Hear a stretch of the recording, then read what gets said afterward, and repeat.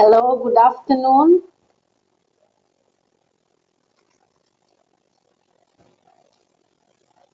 We are waiting for the speaker. We are going to start in a few minutes. I hope you can hear me. Otherwise, you can write in the chat session.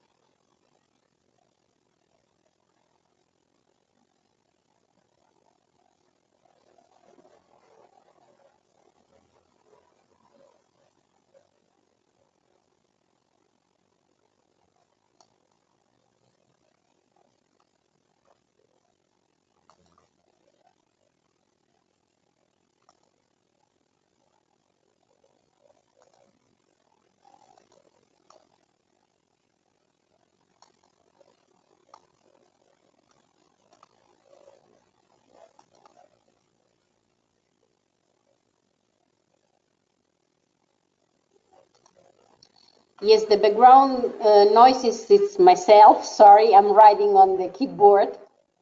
But can you hear me now, Chinyaka? Can you hear me?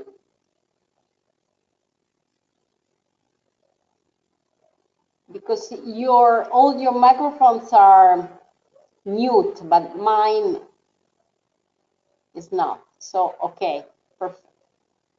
I give for granted that all of you can hear me well. We are waiting for the speaker, and we are going to start in a few minutes. So you have time for a coffee. Welcome to all. Thank you for accepting our invitation.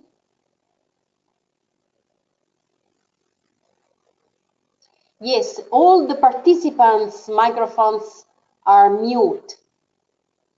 Yeah, it's for, once you raise your hand for questions or comments, I will give you the floor and your microphone, I will unmute your microphone. Okay, feel free to ask questions or raise your hand. As you can see, you have a hand there. You can click on the hand and I can give you the floor if you want to say something or just introduce yourself. I see that you come from different countries, different nationality. This is a richness for our webinars.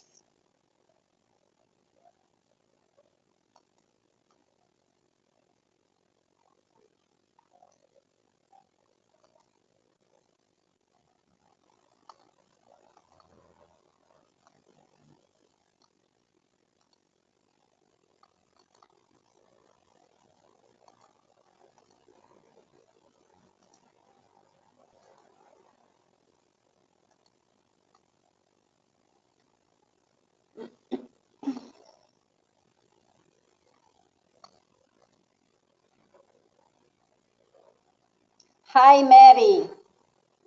If you want to introduce yourself, I can just give you the floor. So don't be timid. We can share. It's an opportunity to know each other. So if you want to raise your hand and just introduce yourself, I'm Patrizia Morgante. I'm the USG Communication Officer. So feel free to introduce yourself. So just raise your hand.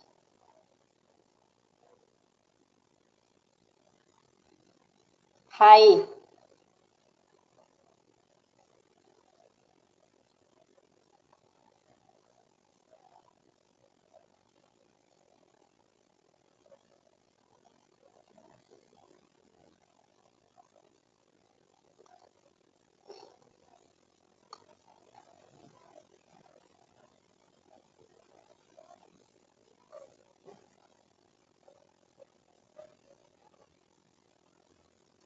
Ah, great. Okay.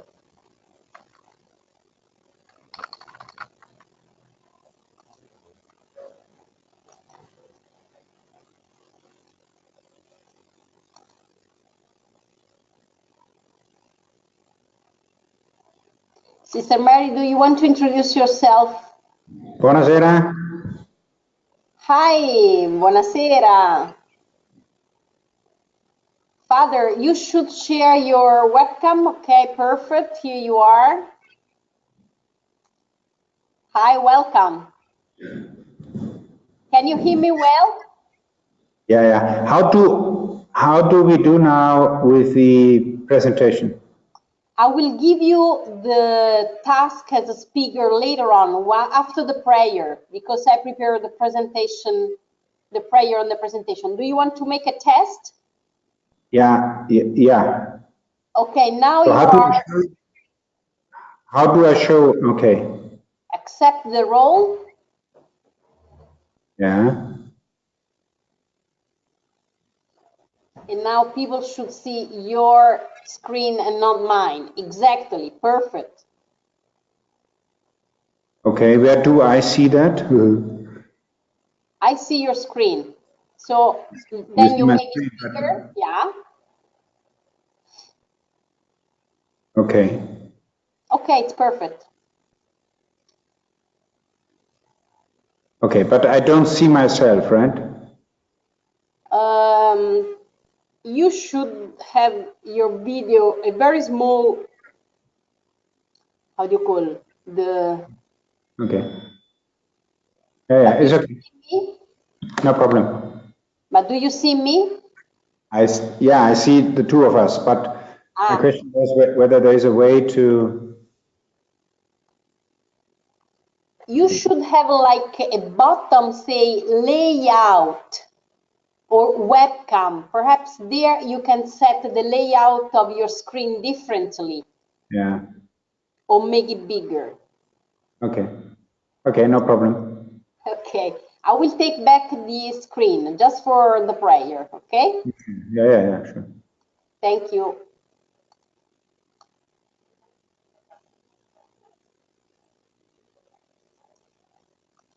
While we wait the other people, and we will start at 3, there are people who are about to introduce themselves in the chat, but I would like them to take the floor and do it directly because so we Yeah. can change, you know. So I was about to ask Sister Marianne to introduce her.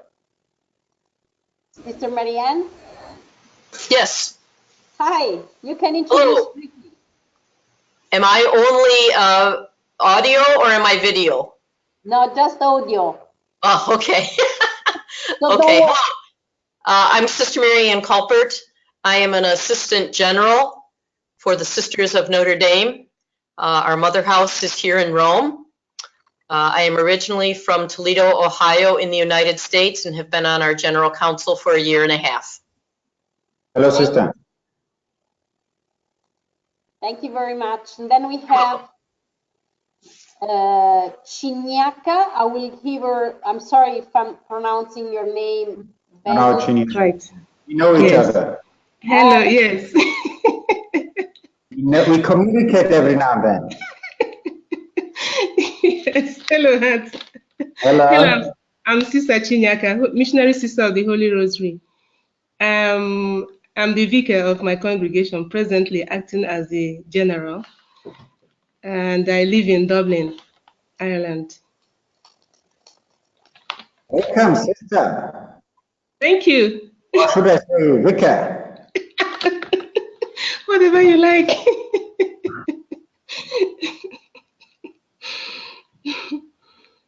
Thank Okay, you. this is Sister. You're very welcome. Thank you. If there are other courageous people who would like to introduce them briefly, you're very welcome because these kind of meetings are to learn something, but also to strengthen the relationships and the networking among the sisters, you know, and also some fathers. Sometimes we have also some fathers participant. Here, Sister Mary, you have the floor. Yes, this is Sister Marie. I'm missionary Franciscan sister, also the assistant to the general.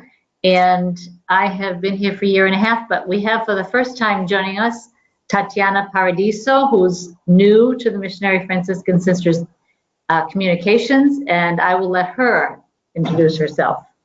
Good morning, I'm Tatiana Paradiso, and The volume is very low. sorry, can you hear me? Better? Okay. Yeah. Okay, so I was saying I am Tatiana. I am from Rome, and I studied social communication in the Pontifical University of the Salesians here in Rome. So nice to meet all of you. Nice to meet you, Tatiana. I'm very happy to meet you. We are like two lay women coming from Rome, so I don't feel alarmed. Thank you. This, Philippe, welcome. You have the floor. Yes, thank you. So Philip Doc, I am a missionary of Africa, also known as White Fathers, and I am in charge of communication here in Rome. Thank you. You're very welcome. And Thank you. it's nice to see you again here. Yes, nice to see you too. Okay, we have 1 minute more if someone else would like to introduce Sister Sister, I hope. Mapendo, you have the floor. I'm Mapendo Masirikano Siata, Missionary Sister of Our Lady of Africa. I am a mom of the General Council. I'm happy to be here and to be with each one of you. My English is not good, but I will try. Sister, welcome on board. I have the same problem, so do not worry. Thank you. Welcome. I have to tell that our president, Sister Carmen, belongs the Sola congregation, the Missionaries of Africa. So we have a special relationship, and they are here to have a board meeting. So it's all our bosses are here. Okay, we are about to start. And when do we need to finish? 4:30. Yeah, okay. Okay, Father? Yeah, maybe a little bit earlier, but okay. Mm. Okay, don't worry. Yeah, if you have to go, you know, we know that you are very busy, and yeah, thank you very much. Okay, we can start. Thank you to everybody. I'm Patrizia Morgante, the USG Communication Officer, and we have been doing these webinars for more than 1 year in different topics, and specifically this topic, you know, protection of children, of vulnerable people in the digital world is a special theme for us because USG is taking care of this issue, protection of minors in the different area and the different aspects. So we are very happy to welcome Father Zollner. He's the president. Father, Father. Yes, yes. Yeah, we hear all the noises that you are. Yeah. He's the president of the Center for Child Protection in the Gregoriano University. So we thank him. We will introduce him briefly later. And as we usually do, we start with a prayer. I selected this prayer from the website of the Commission of the Vatican for the Protection of Minors. So I would like to invite you to read by yourself the prayer and take a time of silence.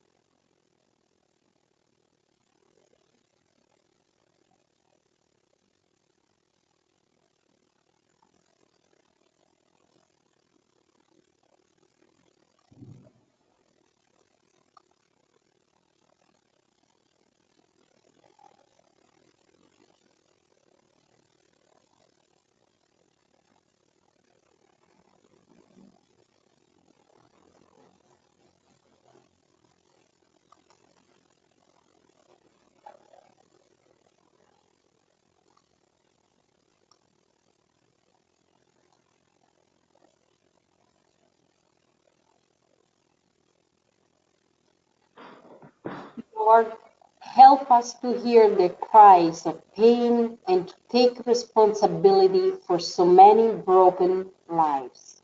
Amen. Amen. Okay. So thank you very much, Father Hans Zollner, to accept our invitation. The next time we will have also the same webinar in Spanish. So please feel free to invite your sisters, some fathers, some brothers who speak Spanish to join us. Father Zollner is a theologian, comes from German, but is also the president, the dean of the faculty of psychology of the Gregorian University. And specifically, he has been working on this field for many years. So thank you very much. And this morning we welcome here at the USG Angela, one of your students who is writing a doctorate on the protection of children. And she already wrote a book on this issue in Italian. So thank you for what you are doing. And the idea of this webinar came up from the huge congress that you organized at the university, at the Gregoriana, I think 1 year ago, on the child protection in the digital world. So thank you for sharing I will give you now the possibility to share the screen. So you can share with us your presentation, and feel free to add some more news about your bio. I was very short. So thank you. Thank you. So hello, everybody. This presentation is meant to give a little introduction into two areas. One is the area of safeguarding, of protection, and the other is the digital world. Now, of course, this is meant only as a first introduction. We cannot go very much into depth in either of the areas, so the protection, the safeguarding, and the digital world. But I would like at least to offer some initial thoughts and, let me say, remarks that may help us to enter into a discussion, and then may help you also to go further in your interest, in your study, and in your formation. So precisely the aim is to raise awareness in relation to safeguarding of young and of the vulnerable. To raise awareness, which means many of us are already aware that safeguarding is an important topic and that we need all of us to engage in that, but it's never enough. We really continuously need to be aware and to be more aware of what it means to safeguard people in general, and what responsibility all of us have in terms of the relationship to young people and to vulnerable adults. I never talk about this issue of safeguarding without mentioning victims. Victims, in our case, victims that have been abused by clergy or by religious sisters. But as all of us know, this is a problem of society. This is a problem of many families. And we need to be aware that what the church does or does not in terms of safeguarding and in terms of listening is a model for many people, for society at large. So, at least briefly, I would remind us that the whole area of dealing with this issue has been brought forward by victims themselves and by advocates for victims. And this is the reason why we sit here, why we talk to each other, why we deal with this issue. First, because there are victims, there are people who have been wounded by sexual, physical, emotional, and whatever kind of abuse within the church and outside the church. And these people have, secondly, have raised their voices, and that's why we deal with it. This photo has been taken on 9th of October 2015 in occasion of a meeting of the then membership of the Pontifical Commission for the Protection of Minors. You see in the background Cardinal O'Malley, our president, and me handing over to the Holy Father a painting that was sent to me by a Canadian survivor of sexual abuse by her own father and by a priest. She had been abused by her own father and by a priest. And she asked me to pass it on. And as you see from the Pope's expression on his face, that is his way how he receives the presence, the harm, the suffering, the wounds of people who he meets. And that is a very strong sign for what all of us need to do as representatives of the church and as anyway as faithful as those who want to live the gospel in some way or another. We need to be compassionate with those who have been harmed grievously. So just as a reminder, we don't talk about theoretical things. We don't talk only, so to say, detached from reality. We talk in relation to people who have been harmed, some for a lifetime, some who never overcome that harm, that wound that has been inflicted on them decades ago. Some commit suicide, some attempt suicide, some have major psychological and other health issues because of that kind of abuse. And this is a general message to all of us that whoever we meet, whoever we encounter, we need to take as an example the Pope, who, as you know, in these days has met the Chilean bishops here in Rome, precisely because after having read the report by Monsignor Scicluna taken from 60 witnesses in Chile on the sexual abuse that had happened in a certain circle of a priest in Chile, he is now discussing the issue of how can we as a church do justice to victims, and how can we do whatever is within our reach to protect young people today. I would like now to move on again to some facts about abuse that pertain to any kind of abuse, and also to abuse that happens in the digital world. Abuse can happen to anyone, regardless of gender, age, abilities, race, or culture. So it is a universal phenomenon, and to a certain extent, almost all of us are vulnerable, as the title of this conference says. We are exposed, and this has reached another level of exposure to risk in the internet age. So the digital world brings a new dimension to all what we see happening to people who are abused through the internet, in the internet, of course by people who take advantage, who want to harm, or who want to exploit other human beings. What is true also for the digital world, but probably to a lesser extent than to the real physical world, is that the vulnerables are most likely to be abused by someone they know and they trust.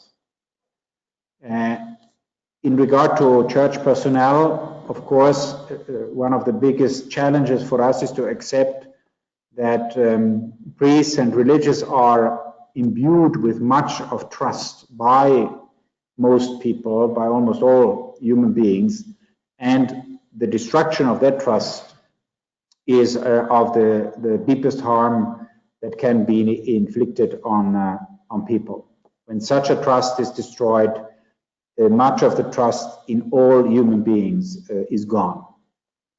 In the digital world, yes, we have the phenomenon that foreigners approach young people or other vulnerable people by all kinds of means, through Snapchat, through chat functions in general, through befriending on Facebook, through sending messages that invite discussion. We call that grooming. We will come to that later. But at least most children and most vulnerable people do not trust another foreigner, a person they don't know, as long as there is no sense of I am connected to this person. Now, that happens more easily through the internet when people pretend to be somebody else and they send photos from another person pretending that they were this. For example, a child abuser who is 50 years old, a man, may send to a girl of 14 years images of a 15-year-old girl or boy trying to make friendship, pretending to be just interested in exchanging chat. But what the important point is, only after some time of establishing that kind of fake relationship, the girl or the boy that is addressed by this abuser will then more easily offer, for example, naked images of oneself. Another point that is important when we talk about victims is that people very rarely exaggerate the harm that they have undergone. So when we meet with victims, we always need to take very seriously their concerns, and we need also to be aware what we can do to help them adequately. We all have a duty to safeguard the vulnerable, and we should never promise to keep a secret, as we have a duty to share information to keep the vulnerable safe. Now, this is a very tricky point for discussion, because some of the victims of abuse, also of digital abuse, don't want to be known. And of course, in the digital world, it is to some extent easier for them to hide that they have been abused. Especially if you talk about young people, they succeed very often to hide the fact that they have entered into an abusive relationship, they being abused by somebody else from their own parents. So one of the biggest concerns that we need to have is, once we discover that the person has been abused, we need to make sure that the abusive relationship is cut through, that it doesn't continue, and that the abuser is brought to justice, which may not prove to be easy, because we don't have normally the means to find out who this abuser really is, and even probably in terms of the whole scale of the problem worldwide, police is just identifying the tip of the iceberg of all what is going on. Now, in way of a general introduction to the area of abuse, one can distinguish, according to this author, two types of child maltreatment. One is the area of acts of commission, which is called child abuse, and the other is the area of acts of omission, child neglect. Now, to some extent, of course, also in regard to our topic, child abuse and child neglect may be intersected. So there may be an overlap. For example, parents may neglect their children in terms of failure to supervise. So they give them a handheld, they give them a smartphone or a tablet or access to their personal computer without any means of control, which is a failure of supervision. And because of that failure, child neglect, there comes about child abuse, because once these children watch pornography or enter into an abusive relationship with a person who takes advantage of them, they are abused. So you see that the line is not so clear always. In terms of sexual abuse online in the digital world, we start, of course, normally to see hands-off offenses. So people post naked images or take videos or something like that, which is hands-off. So there is no touch. It's far from distant. But a good number of real pedophiles and of those who really want to exploit another human being sexually aim to find out how they can transform that hands-off abuse into an hands-on abuse, that is a physical sexual encounter. So this is one of the ways to identify different areas of abuse. I'm not sure, we said that there would be a some question and answers. Shall we open the floor for a moment for clarification? Patricia? Yeah, sorry, I had mute my. I don't have questions, so perhaps you can go ahead if you want, and then if they want, they can write questions in the chat rooms, and then if they want, they can also raise the hand. But I think you are, you know, in the, so you can continue. Okay. So now, more specifically to the major threats to children online. Now, I put children in brackets because we speak about vulnerable people, but yeah, the most vulnerable among us are children, and we need to realize that. But of course, there are people, especially unexperienced people in the digital world, who may be too naive to understand what is going on.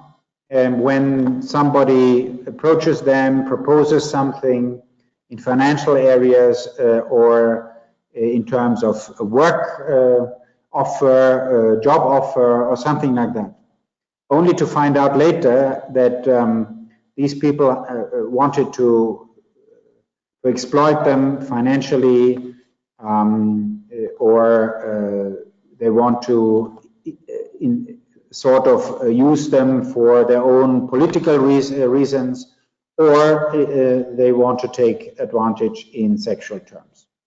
Now, there is a number of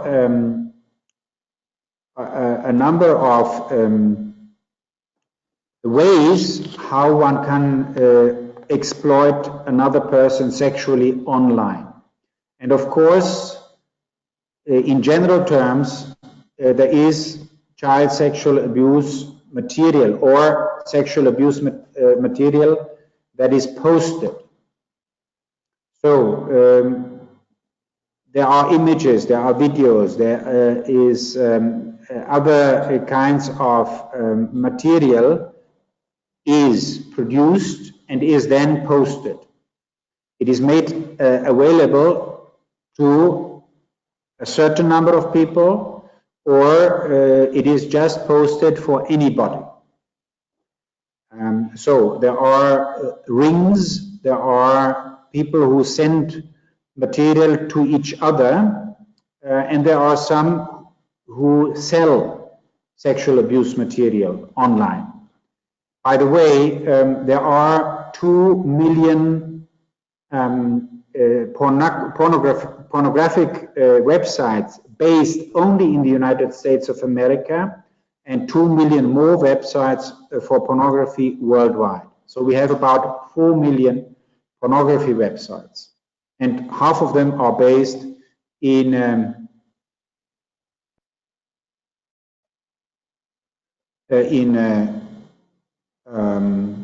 I have a sign here now. What does that say?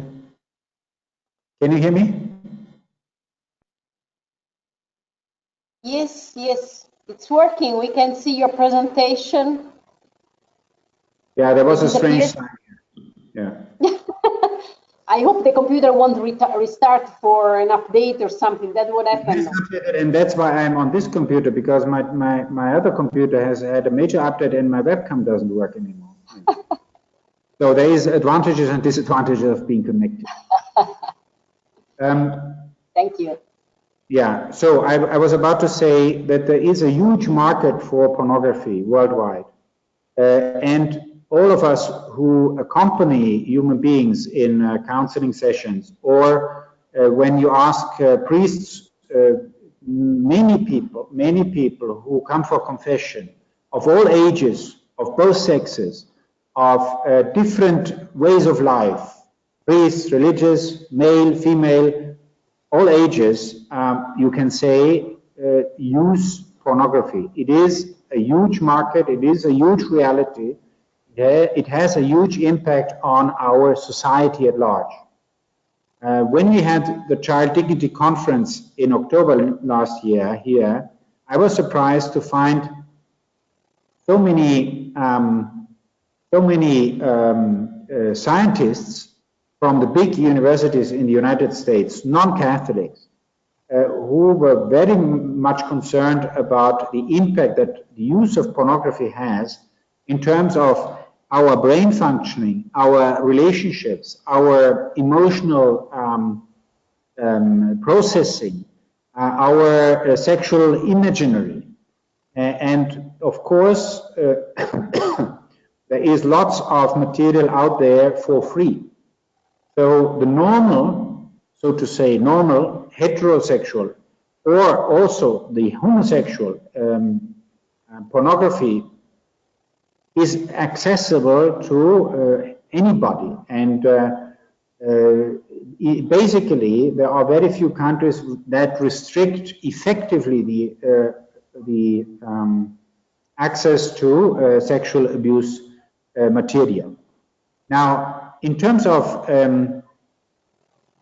pornography in general, people nowadays say that since the mainstream sexual interaction doesn't give any revenue anymore, so they can't make money with it, the more and more those pornography sites go into perverted stuff. So the more strange the sexual practices they show, the more they can be sure that they get money from them. And that has increased over time, over the last years, the number of sexual abuse material that is put online, that is either computer generated or it is actual sexual exploitation material from real children. So there is, so to say, the digital world, how to say, fully developed, when people create fake personalities on the internet, so according to comic strips, sexualized pornographic comic strips, where all kinds of perversions are shown. But also, and even more dangerously, sexual abuse and sexual exploitation material from children is constantly growing in number, and in the degree of severity of abuse. What do I mean by severity of abuse? The younger a person is who is abused, the more severe it is. The more severe is the harm, the more severe is the trauma, the more severe are the consequences for the future. That means that we have to deal with that material that is in the normal internet that anybody can access, sometimes with payment, sometimes not. But there is the whole other world that is hidden to most of us, that is called the darknet. The darknet is a layer below the normal internet that people like us access, is a layer that is hidden to the normal eyes of an observer. You need a special procedure and a special password to enter into that dark hidden world. And there you can buy any kind of very harmful, very dangerous material, also in the area of sexual exploitation. And you find there material of young children, babies actually, who are raped, very, a few months old. You can have all kinds of group rape videos there, and all kinds of torture connected to sexual exploitation. So it is a really strange and very worrisome world that is hidden, but is very, very much alive. Although the ways to control that are almost impossible for ourselves, and even police finds it difficulty to get into that kind of abusive world. Then you have online grooming for sexual purposes. This is exactly the process that I have been speaking about before. Somebody who is a pedophile or who is anyway a sexual offender wants to make contact with somebody he has found on the internet, through Instagram, through Twitter, through Snapchat, or whatever you have, WhatsApp. They find these people that they want to target, and then they start to establish a friendship relationship. And they want to make sure that people think that they are another person, or that they are very much concerned in this boy and this girl with whom they make contact.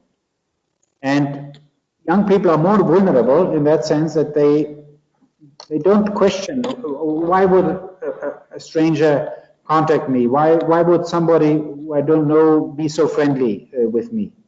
So they start cautiously, but then more and more getting involved, and emotionally and relationally, and then they share things, and they think this person is so nice and so cute, and at a certain point, when the predator, the offender, is sure enough that he can go to the next stage, he will ask for more. He will ask for expressions of love, he will of tenderness, and then even very soon they will arrive to ask for sexual images.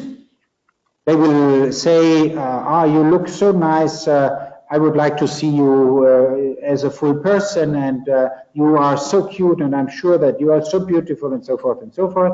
So young people and vulnerable people who are susceptible to that kind of manipulation will post, because they think, first of all, I know the person by now, I trust the person. Secondly, I send this only to this person. They will be mistaken, because, of course, these people, those offenders, they use the material not only for their own sexual gratification, but then they will pass it on, they will sell it, or they will post it. And once young people or other vulnerables have posted something sexually explicit, they can be blackmailed. They will be threatened. If you don't pay me this, or if you don't do what I want you to do, or if you don't show yourself sexually explicit even more, so I will go and report it, or I will pass it to your parents or to your friends and to whatever. So it is, they are caught in this vicious circle that started very innocently with an online chat, a nice word here, a nice word there, where do you come, how do you, what do you do for your hobby, and so forth and so forth. And in the end, it will they will be caught in a closed circle, and then they will also be closed in this world, in this relationship, because they don't find a way out anymore. So this is the grooming process, and for many victims of that kind of process, it is very difficult to detach them if they are not helped by somebody else. This is a human, and if you wish, a psychological process that is quite normal, but it is very, very challenging for the person. Yeah, now I have been speaking about abuse of young people by adult, but of course all this can also be happening, abusing minors of age, also abused by other minors, and this is particularly relevant for what is called sexting. Sexting is text messaging with explicitly sexual material attached to the messages. So on WhatsApp groups or that kind of Snapchat circles and whatever, boys or girls, more often girls, are asked to expose themselves as naked, and because then they are told, if you don't do it, we will cut you off from our group. You will not be, how to say, you are shy.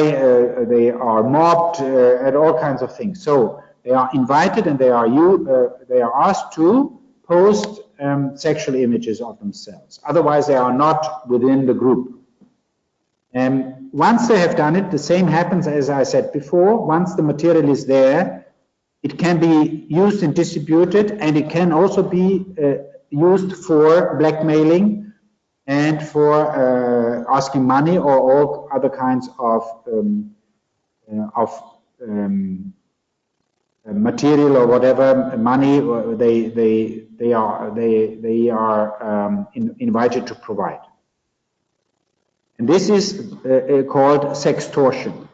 This is precisely the fact when somebody has posted a video or a photograph of oneself, and people threaten you, I will go public with this, I will send it to papers, or I will post it on a web page, or I will send it to all your parents, to your family, to your friends, and so, if you don't pay money or deliver any other kind of goods or interact with me sexually.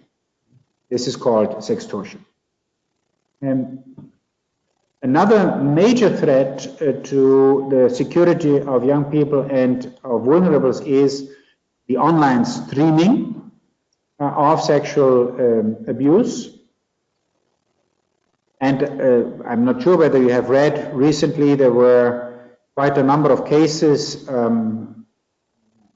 here in Europe also, where people have been sentenced to many years in prison because they sit in their armchair in Europe, in any country, they pay money to a mother in the Philippines or in Africa or wherever that happens,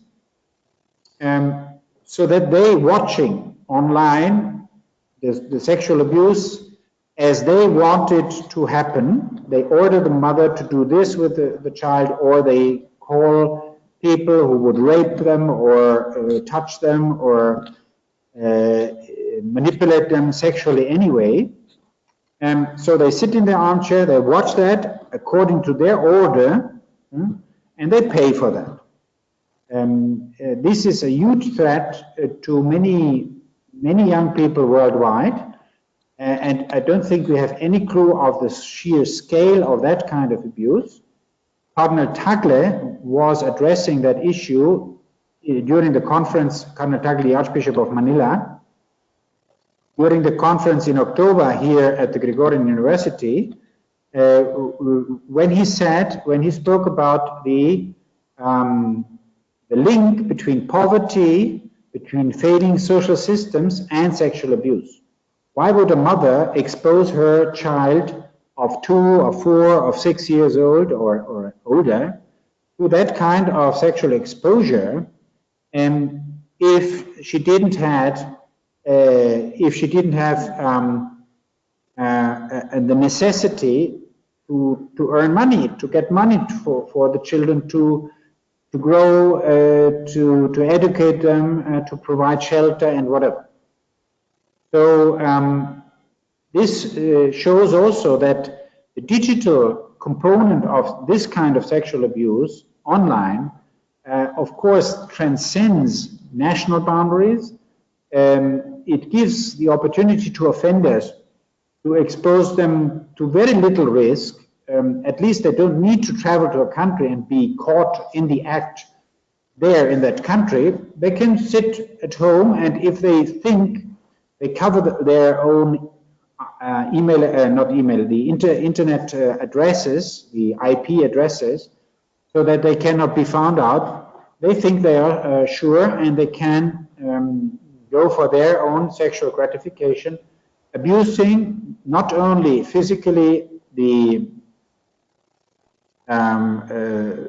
children that are abused physically there and sexually, but they sort of can be quite safe.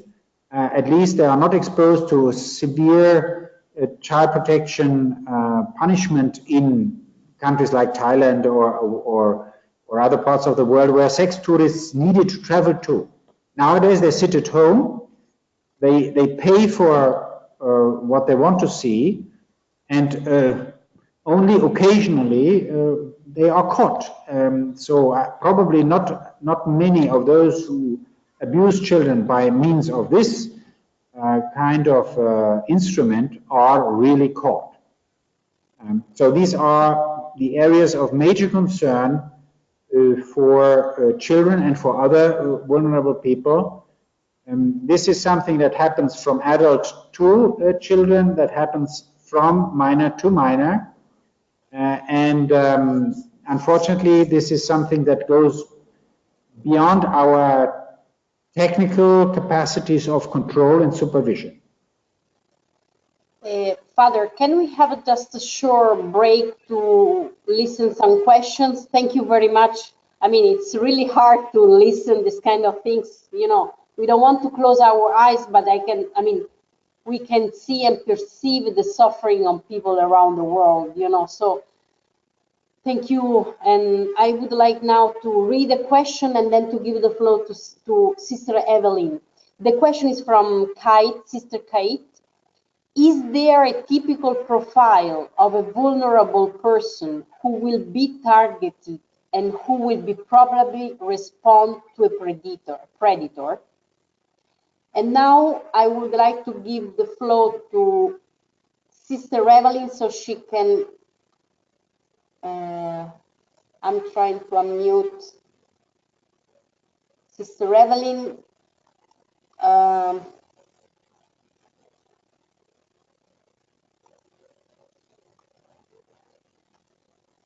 Okay, Sister Evelyn. Yes, I am Sister Evelyn, yes. Can you ask the question?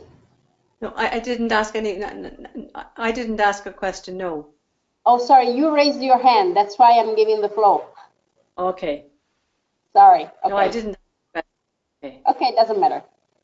Okay, Father, if you want to answer the Sister Kate question, then if there are other questions, we can. Yeah. Every human being is different, and in different moments of his or her life, there are different reactions, and there are moments of greater or lesser vulnerability. There are, what I want to say is that there is no general profile that would apply to any person, because there may be very strong personalities that may be vulnerable in a certain moment, and there may be vulnerable people seen from outside that may not be susceptible to this kind of abuse. In any case, there are certainly a few characteristics of vulnerable people, and if you take the example of children, who are the most vulnerable among us, you can realize what that means. First of all, it means that somebody has a basic trust that is not critically formed. Children, if they are growing up more or less normally, they trust people. They trust adult people. If they are not abused early on, trust is one of the basic features for continuing to live and for continuing to grow. If you don't have a basic trust, you can't grow. So many of those who are abused online, as well as offline, but we talk about online here, have a huge amount of basic trust, which, and now the vulnerability comes in, which is not critically formed. So if there is children, the normal state would be, that they just trust, and they learn only over time that it may not be a good idea to trust anybody in any place and in any circumstance at any cost. So this you learn when you grow up. So, but there are also adults who have that kind of naivete of just, you could also say they are genuinely immature in the sense they just have no sense of risk, they have no sense of critical reflection. This is true, of course, for people who have an impaired mental capacity. In many jurisdictions, including the church, people who have an impaired mental capacity, either temporarily or chronically, so for life, they are likened to young people, to children, in terms of the degree of vulnerability and the punishment when they are exploited. Secondly, there are specific moments of vulnerability that contribute to, being victim of any kind of abuse more easily. For example, moments of suffering, moments of loss, severe loss, and sadness. For example, loss of a partner, loss of parents, loss of job, any kind of exterior threats, war situations, violent situations.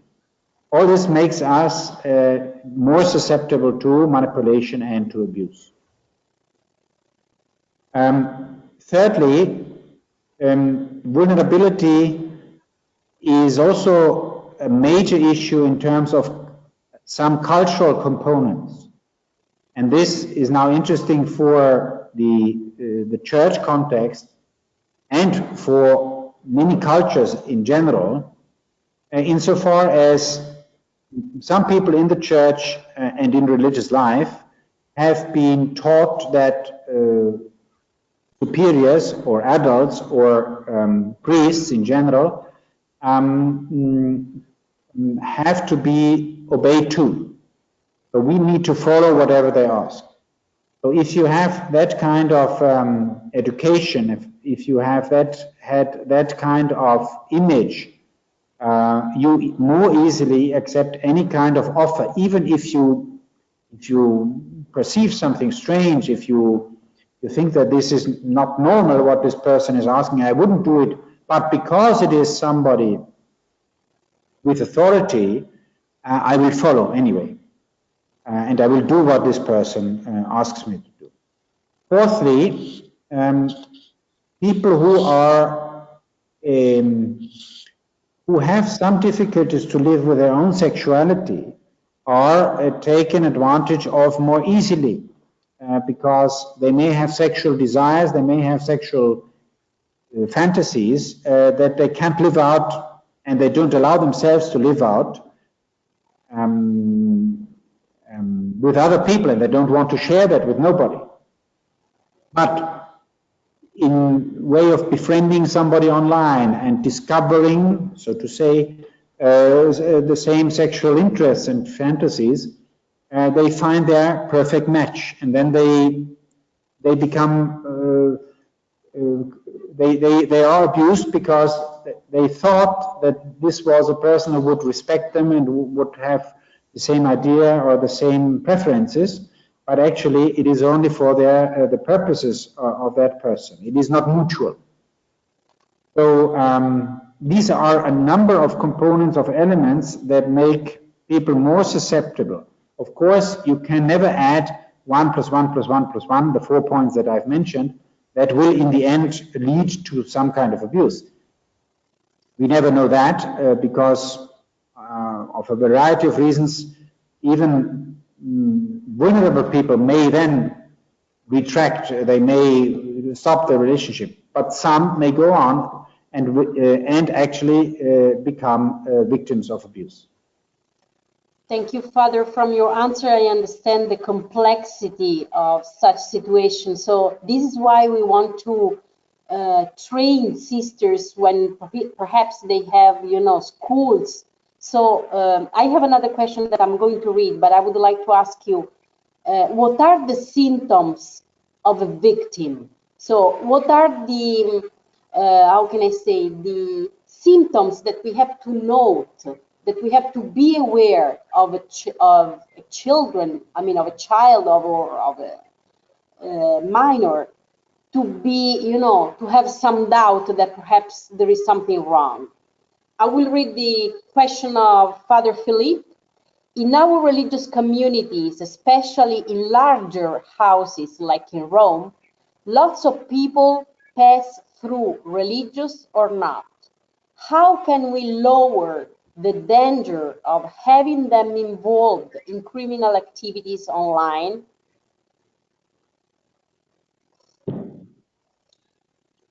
Yeah, I think you need to have a clear policy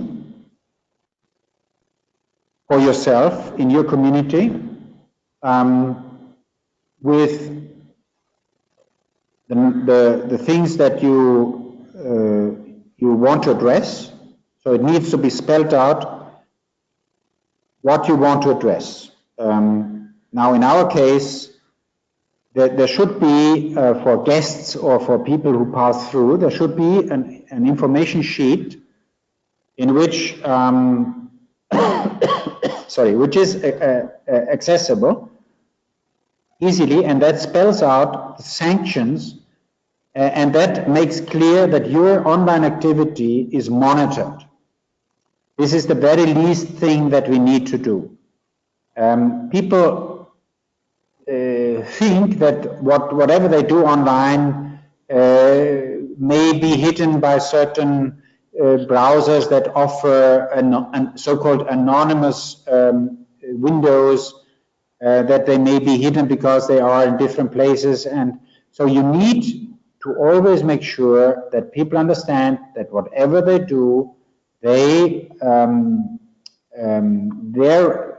are supervised, the records are kept, and this is done, for example, by having people sign when they receive an internet password, sign a document in which they are reminded of their responsibility to use the internet only for the proper purpose.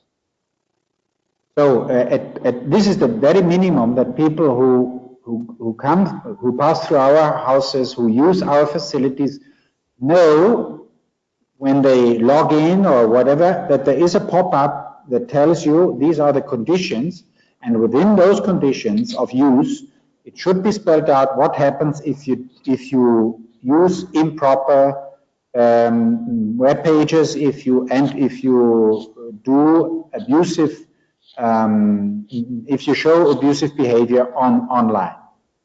I think this is really of major concern for the guests that pass through, but certainly it is also of major concern to our members in general and those information. Unfortunately, even if you remind people of their responsibility for the proper use of the internet, a good number of them seem to forget about that or don't take it seriously, so they go online, watch whatever they want in pornography or in more perverted versions like child pornography, but they don't realize that everything that we do online leaves its traces. So we need to monitor that, and we need also to have in our IT networks, we need to have alerts that tell us that something is going wrong there. That costs money, that costs supervision, that costs personnel, but it is better to invest there rather than years later or months later when certain abusive behavior comes up, and since the communities, the superiors, whoever is responsible for the use of the internet in that community building or in that institution, they are co-responsible for that kind of abuse. I think we need to reckon with many people who unfortunately don't realize what they do when they go online and watch pornography or child pornography. They need to realize that this is an offense, and they need to realize that they are punishable. Thank you, Father. I don't know if you can say something about the symptoms, you know, that a victim can show us, you know, and then we should be aware as educators in a school or in a family or whatever. Now, again, please be aware that what I say now is not exhaustive and it does not add up. I mean, you don't count from 10 symptoms. If 8 are present, then this child has been abused. And vice versa. If out of 10 only 2 are present, that doesn't mean that the child has not been abused. So please be aware, be cautious when you have those lists, because it gives you certainly some line of awareness and investigation, but it may also, it is necessary that you check within the context, within the whole situation. Having said that, there are elements of behavior, of emotional reaction, of relational and sexual and spiritual behavior and reaction that may indicate that abuse has taken place. One is the behavior. So we talk about children. It may also pertain to vulnerable adults in general. Behavior. People, children who were close to others, who were playful, who showed the normal ups and downs of emotional life, who let themselves be touched and touched others. From one day to another, change. They become distant. They fear being touched. They don't touch others, or they cling to others. They grab others. They want always to be within a shelter. They don't look at you. They cry. They show a dark face, very sad, and they retire. They they become very reclusive. So this is on the physical side, on the behavioral side. Of course, on the physical side, if you talk about sexual abuse, if you talk about genital manipulation, you would have signs, but of course that can be hidden easily, signs of abuse with the genital organs. But normally we don't see that. What we see is if there are bruises, if there are signs of physical abuse, that is quite often connected to sexual abuse, sexual violence. If they start to cut themselves, this would be physical signs. If they are always tired, if they look as if they don't sleep anymore. So. Thirdly, emotional signs. From one day to another, not the normal ups and downs, but always depressed and sad and crying, and nothing that is joyful, nothing that brings them out of that hole in which they are, emotionally speaking.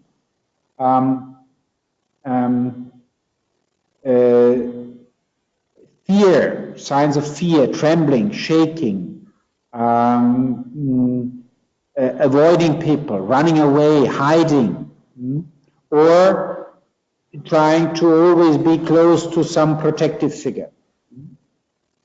Thirdly, relation, what I already said, and what is connected to the physical and to the behavioral side. Either not going close to any person, not being able to have a person physically close to oneself anymore, or the contrary, always the need to be in contact with somebody, or to be assured that some person is close to me. Relationally, mistrust in anybody, whereas previously the normal trust and mistrust measures, that is gone. Always suspiciousness, always on the alert. Then spiritually, the inability to pray, the inability to trust in God, of course. If we talk abuse that has happened by the hands of a church representative, running away from any religious symbol, the incapacity to be in the presence of somebody who wears clerical attire or religious attire. Huge rage against God or huge disappointment in regard to God. So, I repeat what I said before I started that list. Please don't look out for only the single symptom. See it within the context, see it within development, see it within over time. One day there may be some of those signs, next day it has disappeared. Look whether this is a constant feature of somebody, and look how you could possibly find out whether this is a real, how to say, these are really signs of different ways of abuse that are inflicted by some other people, how much that is in the real world, in the physical world, how much that is connected to the digital world. Thank you, Father. Thank you very much. You were very clear. We have another question from Chiniaka. Is there a template available that we can use to vet teachers who seek to teach in our schools to protect our young students? Yeah, there are many such forms or models that you can copy, certainly. Sister Chiniaka lives in Ireland, and in Ireland especially, and in other parts like US or Germany or whatever, you have many institutions that have a very developed vetting process, and that have a very detailed list of things that are checked, including, for example, police report. Whenever you hire a new teacher or educator for a school, or any employee in a school or parish, you should go through that list of things that need to be clarified before you hire that person. But again, be aware that even a police report in most countries will only give you the certainty that this person has not been sentenced because of any kind of offense. It does not exclude the possibility that the person may have offended but has never been sentenced, either because never accused, or if accused, not sentenced, not found guilty. So be aware that with all what you are looking for, certainty in legislation, with forms, with procedures, with screening process, that gives us a certain amount of let me say, clarity, and offers a certain degree of clarity, but it is not 100% waterproof thing to say this person is clean. That will never exist. So we need to rely on those forms. We need to do the screening. We need to be very shrewd in our vetting, but please don't only rely on that. Use also your normal human judgment, and be aware that you cannot delegate that kind of sensitivity only to specialized people or to people who are charged with the vetting or the screening. Thank you very much, Father. And I want to also underline the importance to have policies and procedures within the congregations, for the congregations who have schools. So, you know, we have to prevent from having problem after years. So we have to have policies to deal with, and to have like procedures of behavior. So what to do in case of scandal or in case of problem. This is very important to protect minors, but also to protect, you know, the congregation and the institution, not against the children, the minors, but, you know, to protect our work as religious sisters in the world. So thank you. I don't know if there are other questions, or you, Father, you have some other inputs to share. I have some input, but I see that my computer is running out of. I will try to connect. I try to connect to another computer now. Okay. In the meantime, I show you this.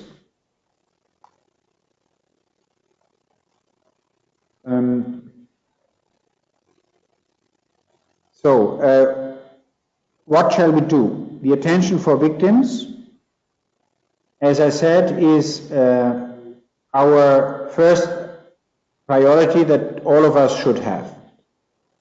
And the care for the spiritually traumatized. Unfortunately, many in the church don't understand this part of the spiritually traumatization. Why? Because it is very difficult for us to accept the fact that people in our midst have abused minors, and that's why for us it is incredibly difficult to admit, and also to take care of the victims, because it reminds us of the fact that we, church, and we are seen as one body actually, do proclaim something completely different to what we do in reality.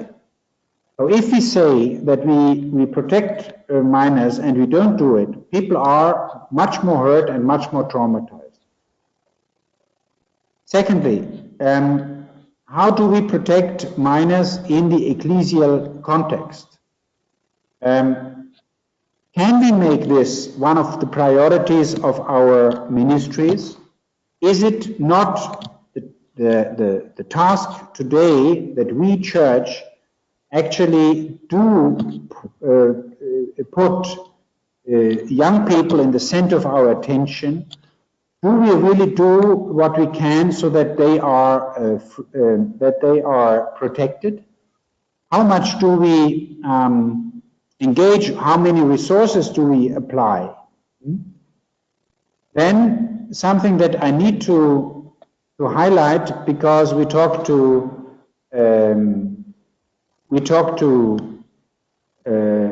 religious people here. Can you see me now here? Yeah. Okay, I will. We can see in both computer actually. Now you should close the first one. Yeah. Because otherwise the echo. Yeah. Okay. Yeah. Now you have to start again the webcam. Yeah. Yes. Yes.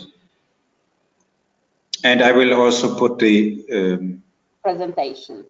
The presentation. You see the presentation? Not yet, because you disappeared as speakers. Okay, here we go. Yeah. We can't see you, but we see your presentation. Now, okay, now it's perfect. Yeah. So thank you. It's interesting. Yeah. What I would like also to highlight is for those people who are following now.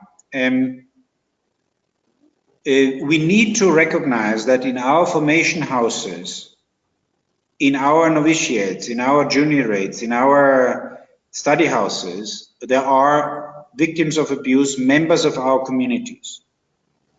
And this is probably a much higher percentage than we realize, especially in the female communities, but not only. So it is one of the areas that we need to look into, and I'm happy that next year we will have we will have also the opportunity to talk with the superior generals about that for the meeting in May.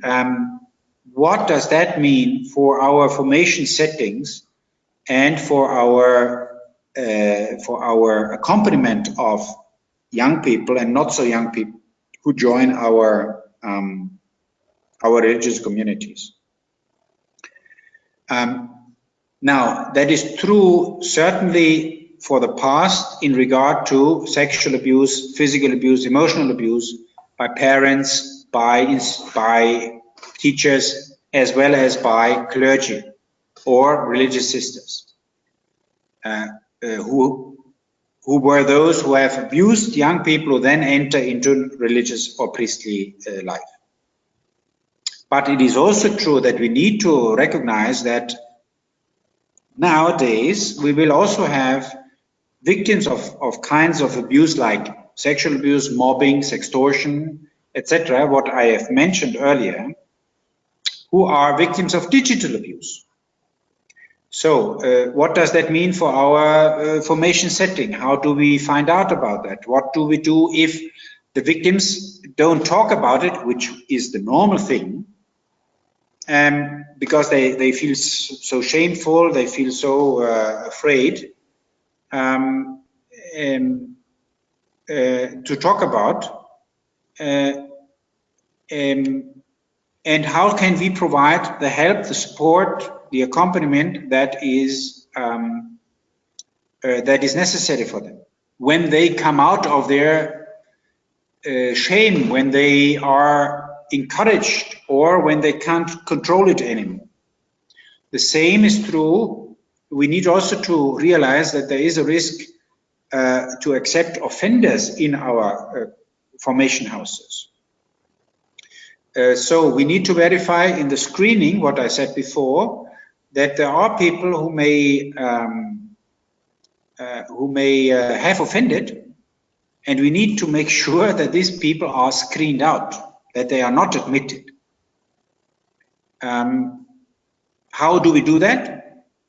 The psychological testing is one way.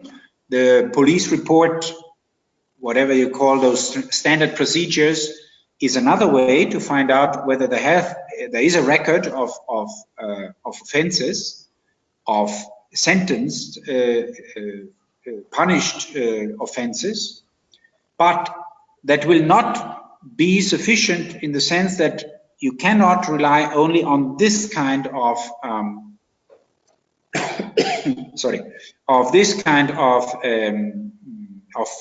expert opinion. You also need to monitor the day-to-day life of people in the community setting, in their free time. How do they behave? What kind of language do they use? How do they approach young people? How do they use the internet? I think one of our tasks is that we, in the initial and the ongoing formation of novices, seminarians, scholastics, brothers, sisters, priests, we need to be aware that young people need guidance in this. You cannot take for granted that they know what they do and that they know what they shouldn't do. I think some of our formators and some of our superiors are quite naive in pretending from others that they are just, because they are 20 or 50 or 35 years old, that they know what they should do. We know that this is not the case. We have a lot of people who are behaving contrary to what they promise in all kinds of areas, in finances, in relationships, in sexuality, in power. So that is why I think we need to address this issue, also the use of internet with our young information, but we need also to find a way of educational work and pastoral work for youth and family in general. Because actually nobody in the world, no institution, no state government has any clue how to help young people, how to use the internet properly. You have all kinds of initiatives, but it doesn't work. And you all have even internet filters and whatever you have. Most parents turn them on. And so young people are exposed to this kind of difficulties and threats. That is why I think we Catholic congregations and orders and communities, with all our institutions, with all our education possibilities, we have a huge opportunity to develop an educational tool, a pedagogy of safeguarding. I think this is one thing we could offer to the world once we engage in really finding out what makes young people protect themselves and what does help them to be more aware of the threats and more capable of going around those threats. And there's another point I would like to make before I come to a little commercial, is the theology of safeguarding, which as such does not exist. Unfortunately, theologians have not engaged in this, have shied away. There is no real motivation from a theological and spiritual point of view developed seriously for our commitment to safeguarding. So for all you who follow this lecture now, I would hope that we can, and you can also sort of motivate your brothers and sisters to look into that issue also from a theological point of view. As we have said before, in October last year, we had an international, a world congress with the title Child Dignity in the Digital World. We had representatives from different religions, from law enforcement, from science, internet providers, governments, NGOs, and different, of course, different religious congregations. and bishops and so forth were there. We have a declaration presented to the Holy Father that was approved by the participants, and that you can find on with the link that is given on this slide. What was interesting for me were 2 points. One, all these people who were from very different background, very few Catholics among them, they were more than willing to engage in our Congress, and they were very keen to continue after the Congress to develop means for more collaboration in this area, and that's why we continue the journey. We have several working groups working on different areas that pertain to that child dignity in the digital world. And I'm really very much grateful for the possibility to work together from different areas. And that is the second learning outcome for me from that Congress was we need to come together, we need to work together, we need to put our resources together, then we can make a difference. So it's important for us within the church, but also as a church to work with other organizations.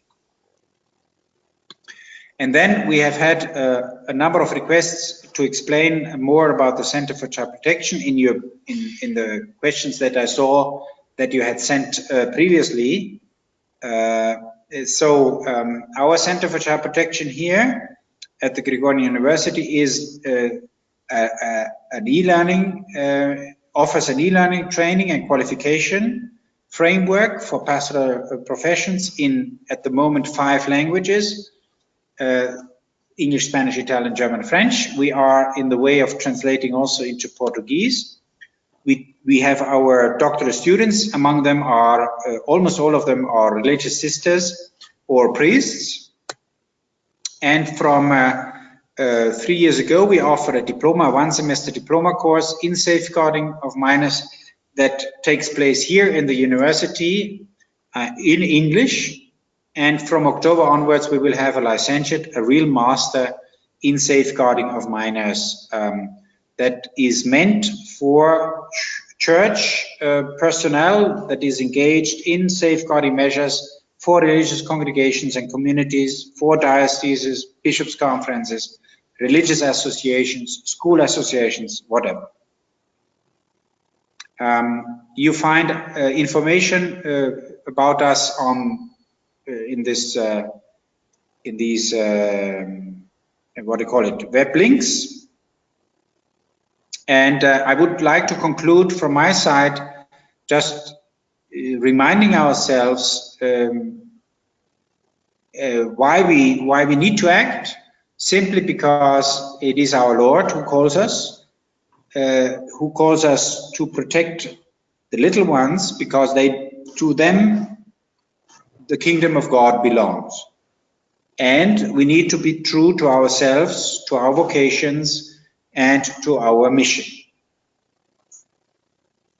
So this is an icon that was written, as they say, not painted, written in Ukraine, and that shows why we need to act, because Jesus wants the children close to him, and because he wants to protect them, and he wants us to protect them. So this is my presentation. If you have more questions, I think we have a few more minutes. Thank you very much, Father Zollner. It was very interesting, very moving too.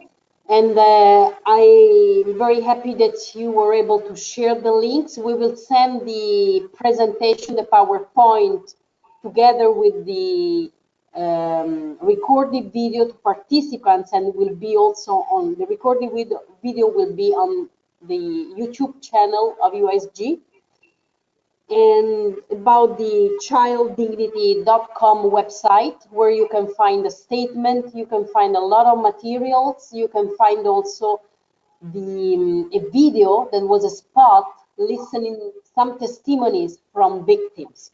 And it's really moving. It's really important to have this kind of material to train other sisters and brothers on this issue.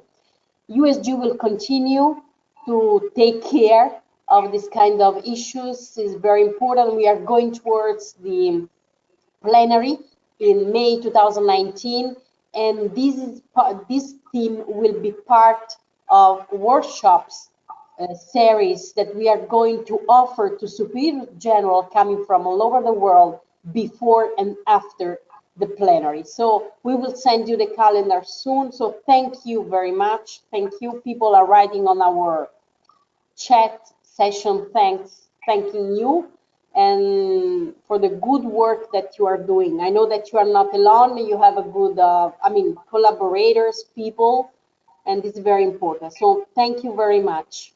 Thank you. Thank you for the invitation and all participants. We will invite you again, don't worry. We will take advantage of you. So we will meet again next Wednesday. Before closing our, I don't know if there are comments or questions, but in the meantime, I just want to share with you the next events, the next USG online events that we are planning. I'm sorry, I have some problem with it. So as I was saying, next week, we have some problem with the computer. Connectivity is bad, huh?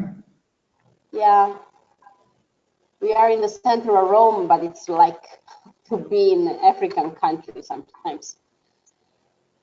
Here we go. The next webinar on the same issue will be next week. So please invite your sisters who speak Spanish to be part of. And the 25th, we will also have a webinar on Portuguese. Won't be on communication field, but it's about consecration life today. And it will be in Portuguese. So it's the first time that we do something like that in other language, you know, in a different language than the usually for international language. These are our space to share information, documents, or whatever, a Facebook group.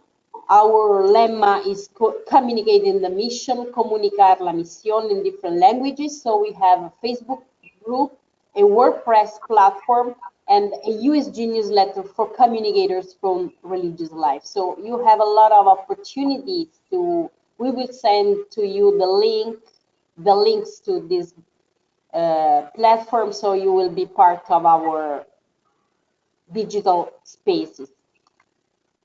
And I'm sorry, it's just in Italian right now, but it will come up in English and in Spanish very soon. It's the handbook for the communication for the congregations of women religious. So for people who is working on communication, it's a series of tools, platforms, tips, and it's very concrete.